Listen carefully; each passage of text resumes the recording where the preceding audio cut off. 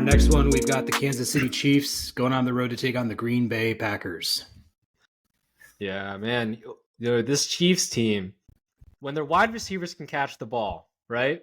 This team is unbeatable. Like it's pretty simple as that. When their wide receivers can catch the ball, not have these deflections here and there, right, and then getting intercepted by a safety or cornerback or linebacker, right, then this team is really talented and good. I think that's like one thing to keep an eye out on is the turnover battle, right? Going on to the Packers side when they beat the Lions on Thanksgiving Day, and I appreciate all the call outs. I've seen a bunch of Lions fans kind of come back to our videos because we definitely both, I think, predicted the Lions to be victorious on Thanksgiving Day against the Packers, and then lo and behold, all the Packers fans, I guess a bunch of people are just going on YouTube and searching for people that have been calling out and saying that the Lions are just going to run away with it. So, but yeah, the Packers, they got 3 fumble recoveries against the Lions. And, if they are able to create turnovers against the Chiefs, then there's a lot of magical things that can happen there, especially at, Lambeau Field. Chiefs, they do give up the ball. They have a, -5 turnover differentials. So that's just something to keep an eye out on there. But, one cool thing I know from the Chiefs, right? And I know you were kind of happy about this. They gave the ball to Pacheco, especially, in the goal line area, was able to score some touchdowns. So, if they're able to move the ball on the ground a little bit, not be too reliant on the wide receivers, maybe catching the ball, so much.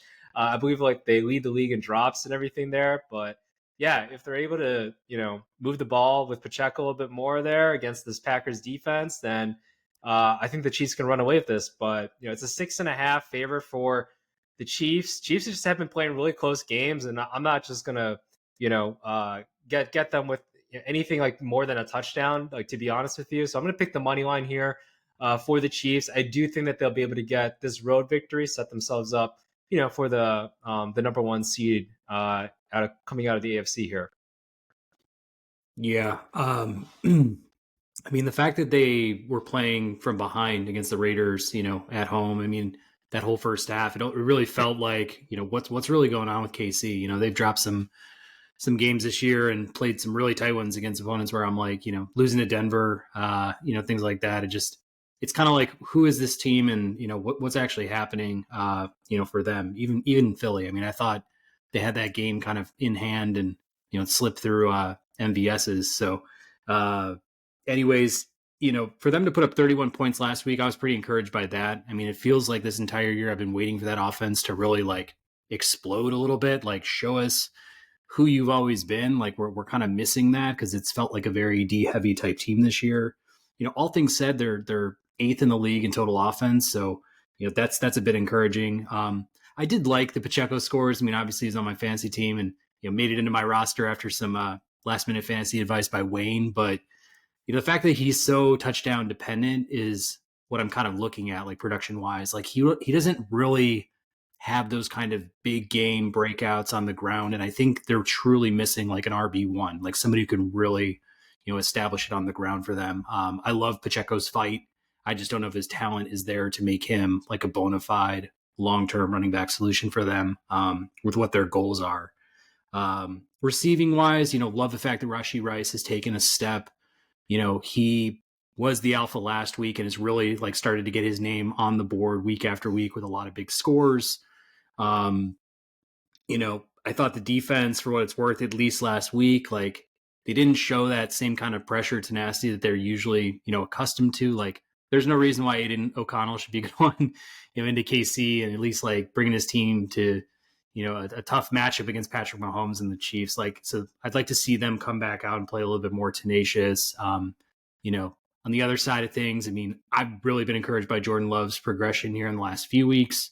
He was pretty flawless against Detroit. They obviously had those recoveries, which were huge. I mean, it was such a screwy game, like kind of watching it and seeing that first quarter pass by, and it was like, damn, the Packers are, just going to pull away with this thing early. And, Detroit ended up making it a game, but, I do like where Christian Watson's coming back from in combination with Jordan Love. I think that's a combo that we can probably expect to see over the next few years here with, Green Bay. And, I'm starting to gain a little bit of confidence in his game, and I'm sure he is too. Like just we've talked about maybe some of his grit and some of his ability to close games out, which I think is big, even when the stat line doesn't look that great. But yeah, the only other thing is I'll give them a nod. I mean, their defense, isn't one of the, top half teams in the league, but they did force, 3 sacks and they got a lot of pressure on Goff throughout the game. So it's, something they could also maybe build upon too.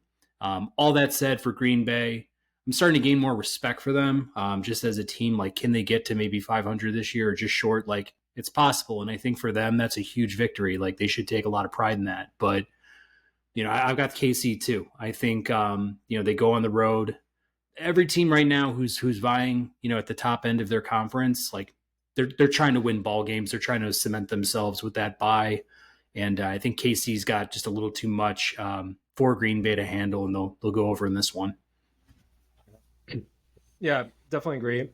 I do think that this could be an upset special. Like there definitely is that upset kind of thing. Like you were mentioning, Jordan Love's playing really well of late, and had that 300 yard game. I think 2 weeks ago.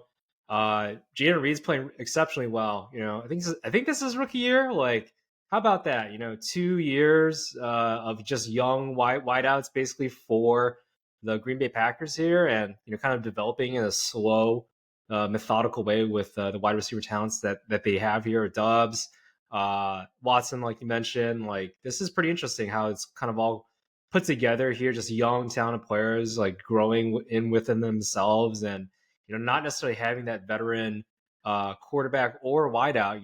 We talk about how it was nice to have bringing in DJ Moore, right, for Justin Fields, and the Green Bay Packers are kind of going, we just have a bunch of young wideouts and then have this quarterback that's kind of just sat there in their system there for a little bit. So definitely a different kind of model there, but yeah, if I'm a Packers fan, I'm looking on the bright side. I think for maybe going on to next year, if they are able to get some momentum, I think in this second half of the season, right? Maybe get some couple of dubs here. If they are able to get into the playoffs as like a wild card, then great too. So, but yeah, here tough matchup.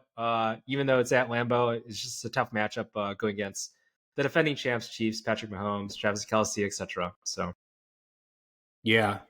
To your point on the Packers, it's like some of these organizations that are just perennial winners, it's like sometimes they can, really put up fights with, 2/3, 3/4 of the rosters that they're accustomed to. And it's like you look at the Steelers, they're very similar in that sense. It's like you always kind of expect them to take that step back and have to go through some of their, rebuilding and pain in their own, in their own right, like all of us, you know, fans of like losing organizations have to. I mean, it almost feels like we're lucky when we do make the playoffs, and it's, we get kind of excited about those rosters that we're starting to build, but they don't pan out in the same way. And it's like, how does a team like Green Bay just find themselves like in the fold for, the wild card and all this after losing a guy like Aaron Rodgers? It's just, it almost feels like it's not fair, but there's something about those organizations. It's got to provide a lot of confidence for these players, and just a lot of maybe knowledge is just shared throughout that building that we can repair this thing and get us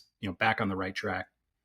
yeah, I mean, there's probably a lot of people on the Packers, and this is definitely a nice way to compare like how do the Packers function versus how do the Bears function with regards to developing a quarterback, making sure that they have a right proper system.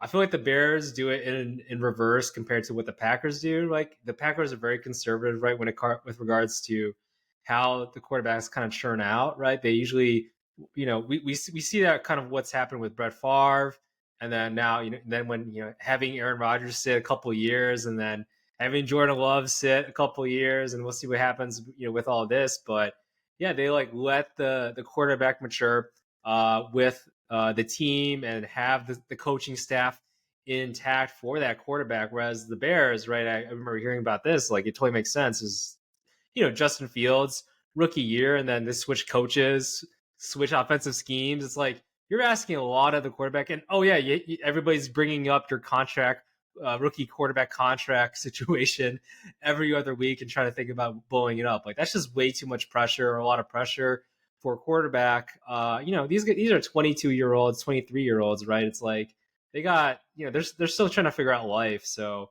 yeah, having that like time to just marinate a little bit, that structure, learning, like that's just invaluable. And the Packers have been doing that pretty well and successfully, and that's kind of why they've been able to be successful. So yeah, a lot of it is the system, the environment that you create for the quarterback, not just the sheer talent that you have. And I think that's just something to consider.